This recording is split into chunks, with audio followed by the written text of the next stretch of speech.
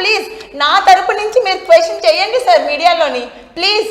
Adultery legalise దేనికి అయ్యింది sir? విచ్చలవిడిగా తిరగమనే సార్. ఎస్ నక్షత్ర, అయితే మీరు దీన్ని బేస్ చేసుకొని మీరు చెప్తున్నటువంటి హిందూ వివాహ చట్టం సోకాళ్ళు ఎథిక్స్ వాల్యూస్ అవన్నీ నిజంగా 100% పాటించదగ్గ అంశాలు మన అంటే తరతరాలుగా మనం పాటిస్తూ వస్తున్నాం.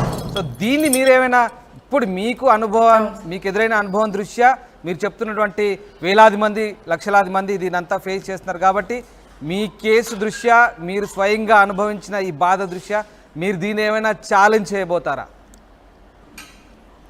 కోర్టు ఇచ్చినటువంటి? సార్ నా ఒక్క దాంతో పోరాటం అంటే నేను చేయలేను సార్.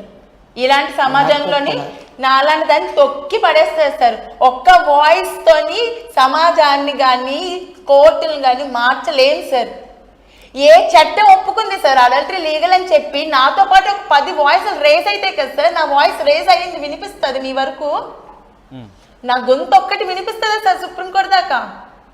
సార్ పోనీ ఒక్కటి మీరు మీడియాలో కూర్చున్నారు కాబట్టి మీరు చెప్పండి, అడల్టరీ లీగల్ వల్ల ఏమైనా బెనిఫిట్స్ ఉన్నాయా? బెనిఫిట్స్ కాదు సార్, 100 మంది చావులకు కారణం అవుతుంది ఆ ఒక్క తీర్పు కొన్ని కోట్ల ఆడపిల్లలు ఉసురు తగిలి ఆ కోట్ల ఆడపిల్లలు సగానికి మంది సూసైడ్ చేసుకుని చచ్చిపోతున్నారు సార్. నాలా బయటకు వచ్చే వాళ్ళు కొంతమంది, నాకు పేరెంట్స్ సపోర్ట్ లేకపోతే నేను చావాలి, మీడియా సపోర్ట్ లేకపోతే నేను చావాలి సార్. ఆ రెండు ఇప్పుడు తల్లిదండ్రులు స్ట్రాంగ్గా లేరు అనుకోండి, ఆ ఆడపిల్ల పరిస్థితి ఏంటి సార్? భర్త చేసిన అరాచకాన్ని ఇలా చూడాలా సార్? నక్షత్ర, ఇప్పుడు మీరు నిన్న ఎప్పుడైతే మీరు బయటకు వచ్చారో మీరు బయటకు వచ్చినప్పటి నుంచి కూడా మీ వెంటే మీడియా ఉంటుంది, మీకు ఎప్పుడు మద్దతుగానే ఉంటుందని మాకు అనిపిస్తుంది. సో మీరు ఈ విషయంలో మీరు ఎలాంటి అభిప్రాయంతో ఉన్నా సరే, కానీ ఒకవేళ నిజంగా మీ భర్త కనుక ఇప్పుడు ఇలాంటి శిక్ష చేశాడు కాబట్టి సుప్రీంకోర్టు చెప్పినటువంటి గైడ్ లైన్స్ ప్రకారం కనుక మీరు కనుక శిక్ష వెయ్యాలనుకుంటే మీ భర్తకి ఎలాంటి శిక్ష వేసే ఆలోచన చేస్తారు? సార్ ఇలాంటి కామాంధుల్ని ఈ రోజు శిక్షించకుండా వదిలేస్తే రేపు వీళ్ళు రేపిస్టుల కింద తయారయ్యి ఎంతమంది జీవితాలు నాశనం చేస్తారంటే మార్క్ మై వర్డ్స్ సార్. ఇది జరగకపోతే అప్పుడు చెప్పండి. ఇలాంటి వాడు ఉరిశిక్ష కరెక్ట్ సార్. రైట్, అంటే ఈ అంశాన్ని శిక్ష పడితే ఇంకొకటి ఆ తప్పు చేయడానికి భయపడతాడు సార్. ఈ విషయాన్ని మీరు చెప్తున్నటువంటి సోకాల్డ్ అడల్టరీ విషయాన్ని మీ భర్త ఎప్పుడైనా మీతో ప్రస్తావించాడా? సుప్రీంకోర్టు ఎట్లా చెప్పింది నాకేంటి మొగాన్ని అన్నారా? సార్ వాడు ఏ సినిమా అయితే బ్యాక్ డోర్ అనే మూవీ చేశాడో ఓకే అదొక వరస్ట్ సినిమా సార్. ఆ సినిమాలో ఒక డైలాగ్ ఉంటది, ఆ అమ్మాయి కొంచెం ఇలాగా హీరోయిన్ అంటది ఇలా చేయడం ఓకేనా కరెక్టేనంటే సుప్రీం కోర్టు అడల్టరీ లీగల్ అయ్యింది అన్న డైలాగ్ ఆ మూవీలో ఉంది sir. Please go through it. సమాజానికి ఏమని చెప్తున్నారు అందులో ఆ హీరో అంటే మా హస్బెండ్ చెప్పిన డైలాగ్ లో సుప్రీం కోర్టు అడల్టరీ లీగల్ అయిందని చెప్పింది అంటే ఒక మూవీలో అలాంటి సీన్ పెడితే ఏమని సార్ సమాజానికి ఇస్తున్నారు మీరు?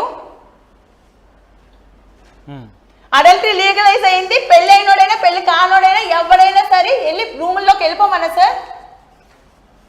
సో సినిమాల్లో ఉన్నటువంటి ఆ మూవీలో ఆ డైలాగ్ ఎందుకుంది? రైట్, సో అది నిజ జీవితంలో ఫాలో అవడానికే తేజ ట్రై చేశాడంటారు. చేశాడంటారు డైరెక్ట్. ఆడు బుద్ధి ముందు నుంచి అంతే సార్.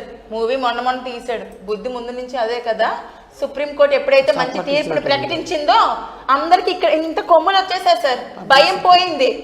సుప్రీంకోర్టు ఇచ్చిన ఆదేశం మేరకి అందరూ చక్కగా దాన్ని మంచికి వెళ్ళమని ఎవరు చెప్తే ఫాలో అవ్వడు సార్. చెడుకి వెళ్ళమంటే మాత్రం చక్కగా సుప్రీంకోర్టు చెప్పింది కదా అడల్టరీ లీగలైజ్ అదే మేము ఫాలో అయిపోతాం అని చక్కగా ఫాలో అవుతున్న మగవాళ్ళు ఎంతో మంది. రైట్, ఇక నక్షత్ర ఒక్క విషయం చెప్పండి. ఇప్పుడు ఆయన ఏదో 1-2 సినిమాల్లో చేశాడు అంటున్నారు, ఆ సినిమాల్లో చేసినటువంటి ఆర్టిస్టులే కావచ్చు, హీరోయిన్సే కావచ్చు, వీళ్ళంతా మీతో ఎలా ఉండేవారు? మీతో సఖ్యతగా ఉండేవాళ్ళ? మీ ఇంటికైనా వచ్చేవాళ్ళ? మీతో మాట్లాడేవాళ్ళ? వాళ్ళ మీకు పరిచయం చేసేవాళ్ళ? ఈయన తేజ మీకు పరిచయం చేసేవాడా? ఒకరిద్దరు కొంచెం పెద్ద ఆర్టిస్టులో ఉన్నట్టు ఇంటికి వచ్చేవారు. అవును సార్, నాకు తెలియదు సార్ వాళ్ళు ఎవరుని.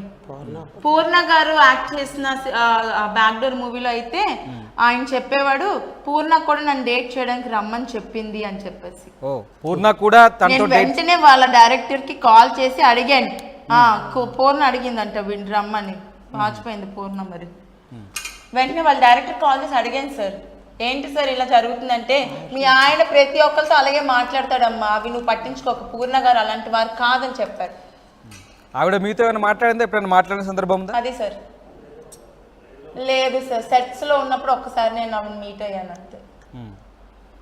సో ఆయన అంటే ఆ సెట్స్లో మాట్లాడినప్పుడు ఎలాంటి మాటలు మాట్లాడుకున్నారు మీరిద్దరు? అంటే జనరల్గా యూజువల్గా మామూలు మాటలే మాట్లాడుకున్నారా, లేకుంటే మీ భర్తకు సంబంధించిన వ్యవహారం? సార్ ఆవిడ ఒక హీరోయిన్ సార్, తనకు ఒక క్యాడర్ ఉంది.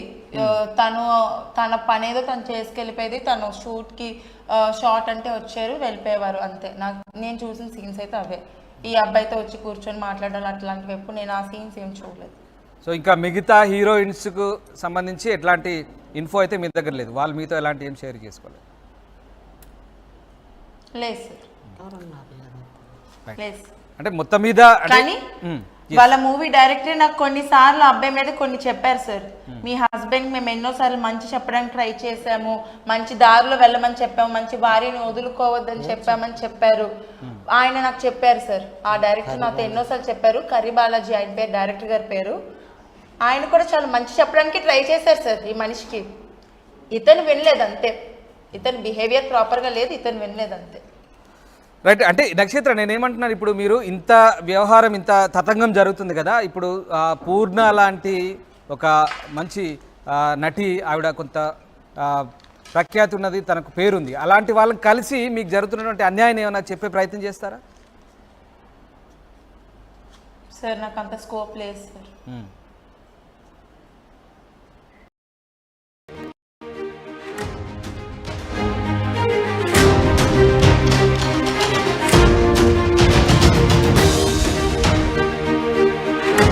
విశాఖ మిస్ వైజాగ్ నక్షత్ర కేసులో ట్విస్టులు కొనసాగుతున్నాయి. తన భర్త ఎక్కడ ఉన్నాడో చెప్పాలంటుంది నక్షత్ర. నిన్న తన భర్త సాయి తేజ వేరే అమ్మాయితో ఉండగా రెడ్ హ్యాండెడ్గా పట్టుకుంది నక్షత్ర.